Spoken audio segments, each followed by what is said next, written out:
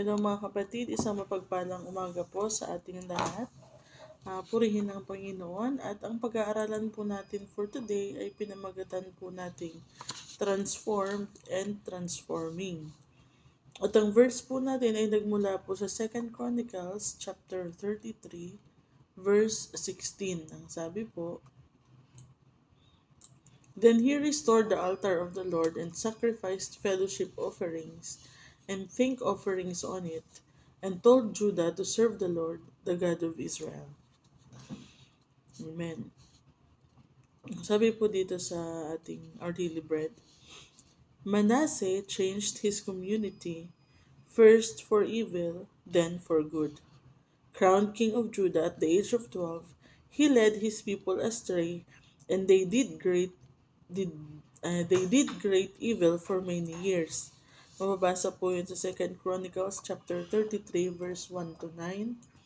Ang sabi po, Manasseh was 12 when he became king, and he reigned in Jerusalem 50 years. He did evil in the sight of the Lord, following the detestable practices of the nations the Lord had driven out before the Israelites. He rebuilt the high places his father Hezekiah had demolished. He also erected altars to the Baals and made Asherah poles. He bowed down to all the starry host and worshipped them. He built altars in the temple of the Lord, of which the Lord had said, "My name will remain in Jerusalem forever." In both courts, in both courts of the temple of the Lord, he built altars to all the starry host. He sacrificed his children in the fire in the valley of Ben Hinnom, practiced divination and witchcraft, sought omens, consulted mediums and spiritists. He did much evil in the eyes of the Lord, arousing his anger. 7. He took the image he had made and put it in God's temple, of which God had said to David and to his son Solomon, "In this temple and in Jerusalem, which I have chosen out of all the tribes of Israel, I will put my name forever. I will not again make the feet of the Israelites leave the land I assigned to your ancestors, if only they will be careful to do everything I commanded them concerning all the laws, decrees, regulations given through Moses." But Manasseh led Judah and the people of Jerusalem astray, so that they did more evil than the nations the Lord had destroyed before the Israelites. Grabe, ano po. So, batang-bata pa siya nung naging king siya, ano po. At yung mga inabolish ng tatay niyang si King Hezekiah, pinagbabalik niya at sinobrahan niya pa, ano po. Nagpatayo siya ng mga ng mga altar sa templo ng Diyos. Altar na hindi para sa Diyos, kundi para sa mga Diyos-Diyosan, ano po. Ang dami. Tapos ito, makikita natin dito talaga. Kaya hindi talaga maganda itong yung mga naghuhula ng kukulam, yung mga nag-horoscope, ganyan. Sabi dito, he sacrificed his children in the fire in the valley of Ben Hinnom, practiced divination and witchcraft, sought omens, and consulted mediums and spiritists, o mga espiritista. Ang kadugtong noon, he did much evil in the eyes of the Lord, arousing his anger. Ang dami po niyang mga pati nag-sacrifice siya ng bata, ganyan. So, sobra-sobra yung kasamaan na ginawa ni Manase sa, po, sa Judah, po. Kaya, sabi dito sa verse 9, "But Manasseh led Judah and the people of Jerusalem astray, so that they did more evil than the nations the Lord had destroyed before the Israelites." So, kung pinaalis nga ng Panginoon yung mga bansa na nakatira dun sa Kanaan, po, sa Israel, para ibigay sa kanila kasi yung mga nation na yun, hindi mga sumusunod sa Diyos, po, marami silang mga Diyos-Diyosan, pero ito si Manasseh, sinobrahan niya pa, mas naging masama pa siya kumpara dun sa mga bansa na pinaalis ng Panginoon.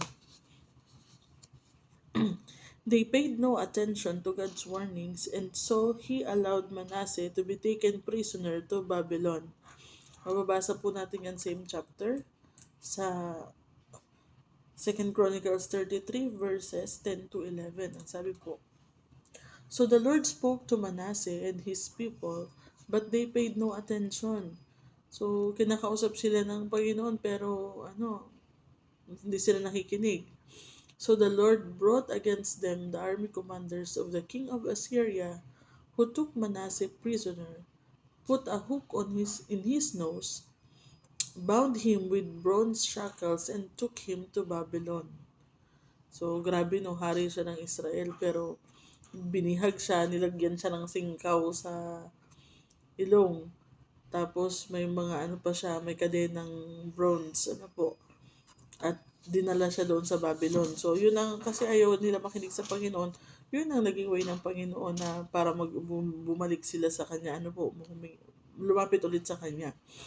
So, hinayaan niya na, na mabihag sila ng King of Assyria, In his distress, the king humbly cried out to God, who heard his plea and restored him to his kingdom. Mababasa naman po natin yun sa verse 12 to 13. In his distress, he sought the favor of the Lord his God and humbled himself greatly before the God of his ancestors. And when he prayed to him, the Lord was moved by his entreaty and listened to his plea. So he brought him back to Jerusalem and to his kingdom.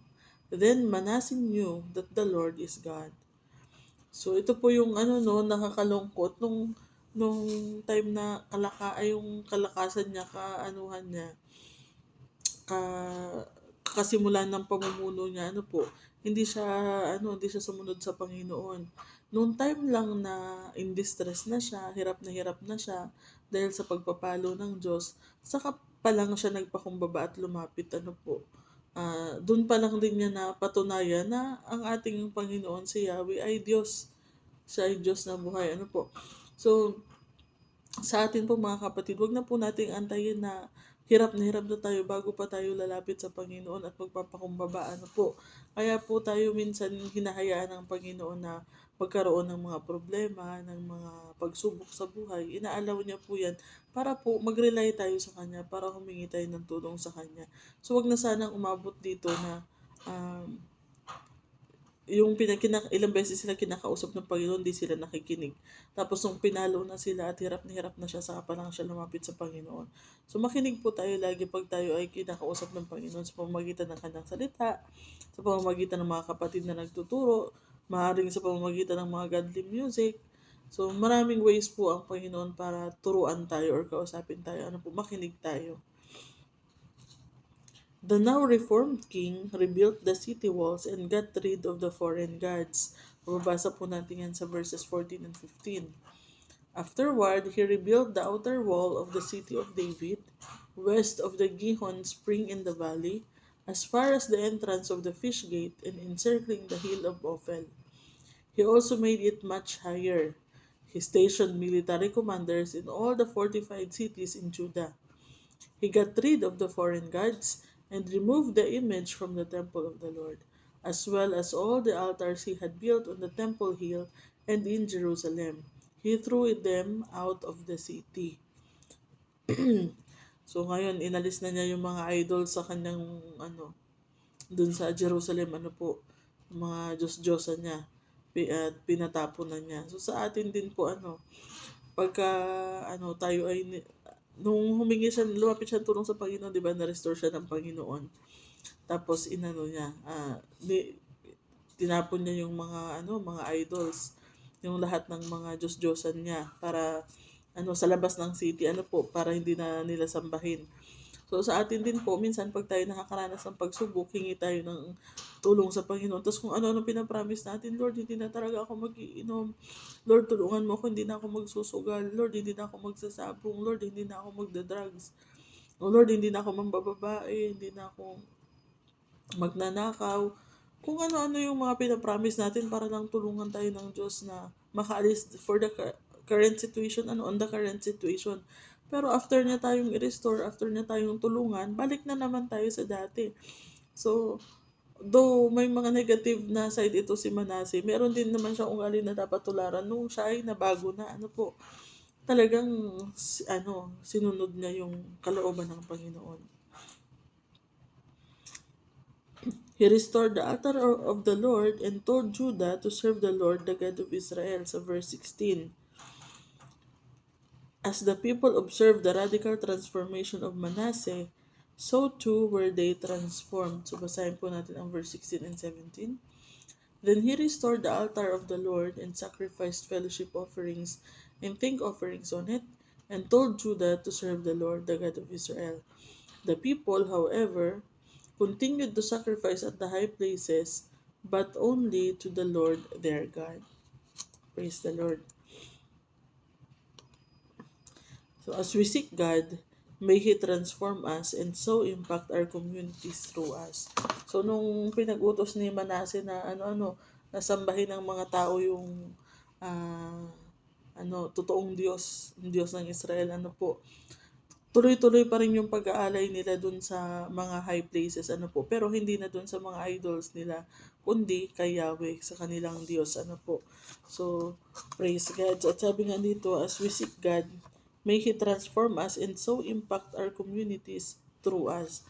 So, sa atin din po, lalo na kung tayo ay mga Kristiyano na merong mga katungkulan, meron po tayong mga authority, katulad ni Manasseh, gamitin din po natin sa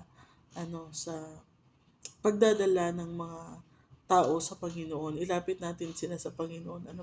I-maximize natin kung meron tayong authority, maximize natin, gamitin natin para makapagdala ng mga kaluluwa sa ating Panginoon. Your transformation by God brings transformation to others. So yun din po, yung ating mga testimonies, alagaan po natin ang ating mga testimonies kasi yung pagbabago sa buhay natin na dala ng ating Panginoon or bigay ng ating Panginoon, malaki po ang impact niyan sa buhay ng ibang tao. So alagaan po natin ang ating testimony at nawa ang makita sa atin is yung pagbabago upang sila man ay mabago din. Kaya ang title natin is Transformed and Transforming. So tayo po ay transformed na and God will use us in transforming others. Amen. So, purihin ng Panginoon. Marami tayong nakakuhang aral dito sa buhay ni Manasseh sa 2 Chronicles chapter 33. Praise the Lord. Tayo po ay manalangin.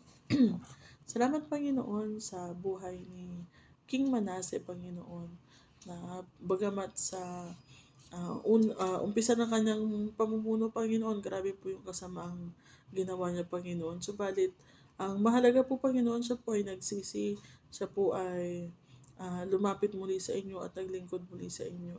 At nawa, Panginoon, ito po yung ituro niyo rin po sa amin at patuloy na ipaalala, Panginoon, na wag na po namin antayin, Panginoon, na kami ay paluin pa ninyo dahil sa mga idols namin sa aming buhay, sa mga Diyos-Diyosa namin na mas mahal namin kaysa sa inyo, mas pinahalagahan namin kaysa sa inyo. Tulungan niyo po kami, Panginoon, na kayo ang aming totoong sambahin, kayo ang aming totoong paglingkuran, at hindi yung mga bagay sa mundong ito. At katulad po ni Manasseh, nung siya ay nabago na, kami din po ay maging tapat din po sa inyo, Panginoon. Alisin po namin, Panginoon, yung mga idols sa aming buhay. At gamitin din po namin kung anong power or authority na meron kami upang mas marami po makakilala at sumunod sa inyo. Maraming salamat, Lord, at sa aming maghapon na ito, Panginoon. Nawa patuloy niyo pong gamitin, Panginoon, ang aming mga buhay. Patuloy niyo pong i-transform ang aming mga buhay, Panginoon, upang maging pagpapala din po sa iba at magbigay din po ng transformation sa kanila, Panginoon. Purihin ka, O Lord, at sa iyo po namin binabalik ang pinakamataas na papuri, pasasalamat at pagsamba in Jesus' name. Amen. So maraming salamat po sa pakikinig, mga kapatid. Ingat po tayo sa maghapon at God bless po.